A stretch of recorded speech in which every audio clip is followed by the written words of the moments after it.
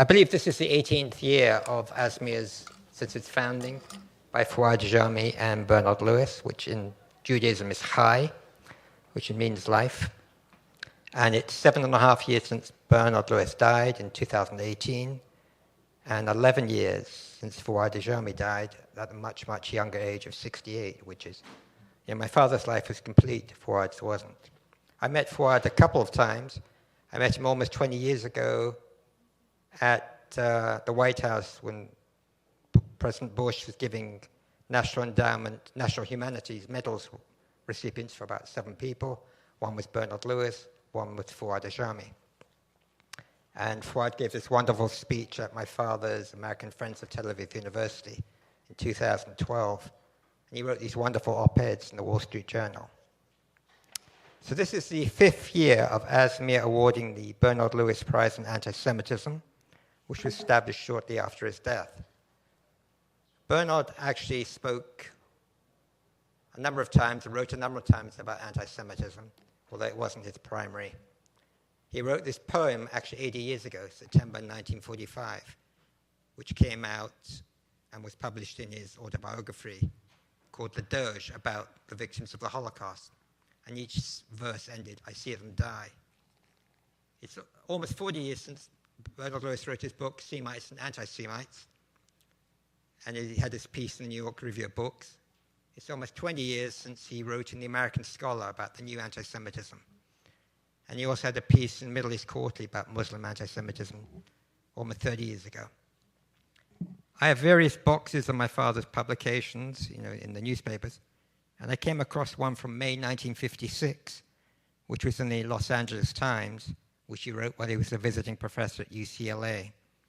I was in UCLA at the time, but I was too young to have any memories. And this op-ed was called American Views of Israel, looking at the pro-Israel and pro-Arab activists, the motivation. And he gave all the reasons why groups in America were pro-Israel, and then at the smaller pro-Arab sentiments. And he wrote, besides obviously Arab Americans, it came from people liking Arabs, having anti-colonial feelings, which obviously sounds rather topical, and then humanitarian impulses concerned with Arab refugees, which again is rather topical.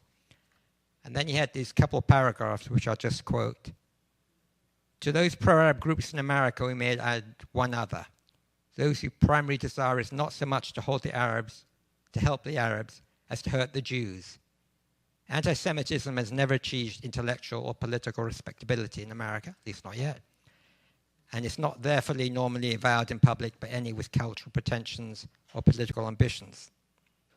Anti-Zionism, on the other hand, is a legitimate political opinion and often provides a cover of respectability for vulgar anti-Semitism. I do not wish, this again all my father, I do not wish to suggest that all anti-Zionists or anti-Israelis are anti-Semitic. That would be absurd. Many, however, are. And the Arab cause for objectors quite unconnected with the Arabs. So I thought that was sort of interesting, sort of topical. So the ASMEA 2025 Bernard Lewis Prize is awarded to scholars or practitioners engaged in the study of anti-Semitism. And as ASMEA has written, it's going to be awarded to people who've written on this subject.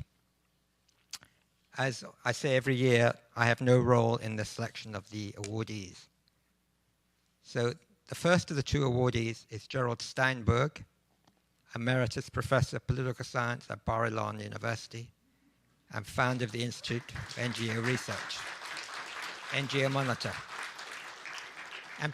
And probably every one of you has seen NGO Monitor and the stuff they put out and on human rights, and they have a website which has lots of background information on a whole bunch of groups. Today's award to Gerald Steinberg is based on his paper, Facets of Anti-Semitism, Palestinianism and Islamism. And his paper documents and analyzes the individuals and institutions that have led the exploitation of human rights framework in support of Palestinian victimhood, accompanying demonization campaign against Israel and the Zionism and the Jewish people. Just as an aside, I spent until last year 40 years at AIPAC monitoring the activities of groups in this country who are anti-Israel, including human rights groups, Arabists, mainline churches, some Jews, and some of these UN and NGOs. And I'd just like to congratulate and honor Mr. Steinberg, and hopefully he'll come up.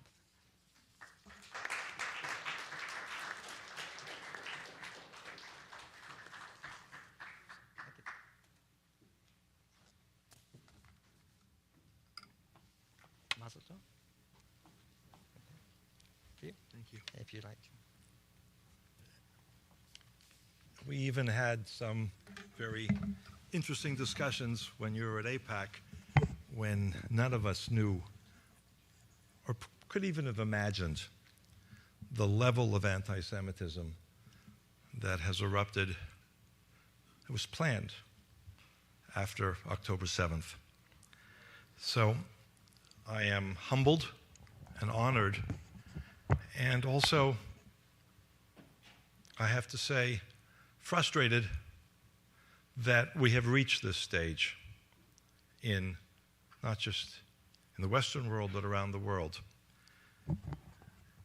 Bernard Lewis was a scholar of extraordinary capabilities. I don't know in the fields that he worked in dealing with cultures and societies, anybody who had the vast knowledge and the essential knowledge of languages, of cultures, of societies, of history, of politics across the board. And I always saw him through my education as an icon, as a beacon for the fundamental values of scholarship. One of the discussions that we heard at lunch, or the discussion we heard at lunch, included the question of the future of universities. And Bernard Lewis is the role model that we should and our students should have adopted. So to receive an award in his name, and particularly the work that he did, the very important work, the pioneering work that he did after he did so many other things in terms of the history of the Arab world and everything else that he wrote, to then understand the roots of anti-Semitism and the way that he articulated them far ahead of many other people. So, again, thank you. Thanks to ASMIA. Thanks to all of you who have been involved in this. We have a lot of work to do, and I hope to continue to do it. So thank you.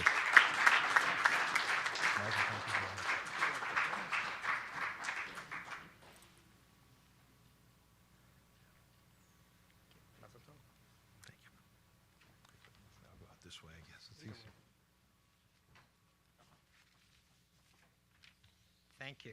And the second of the two awardees today is Franck Salameh.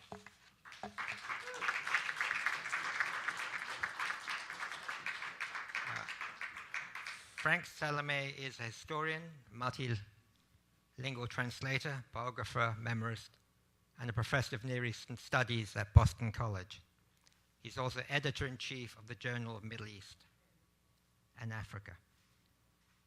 His focus and public work centers primarily on Levantine minorities and the history of ideas and political thoughts in the modern Middle East. His most recent books are The Other Middle East and Lebanon's Jewish Community. And he's receiving the prize today, in particular for his paper, Moral Exhibitionism, and the Right to Kill Jews. Very topical, I'd say. The Free Palestine movement and its fellow travelers have given the contemporary Western world smitten a new modern license to murder Jews. You know, we just saw a few weeks ago, the murders in Washington, D.C. of two people outside the Jewish History Museum. And it's not just that some madman killed them, it's that people were supporting and defending and exonerating and saying this is what happens to Zionists. So when a claim is being made that Israel's committing a genocide of the Palestinian people, even though that's very, very questionable, a death warrant gets issued, making the murder of Jews morally illicit. Today's study that in the paper examines some of the cultural and intellectual bearings that lend legitimacy to the Free Palestine phenomena, advancing hoaxes, mental images, superstitions, feeding a modern, refurbished, righteous form of antisemitism. So again, congratulations and mazel tov to today's winner. I hope you'll come up.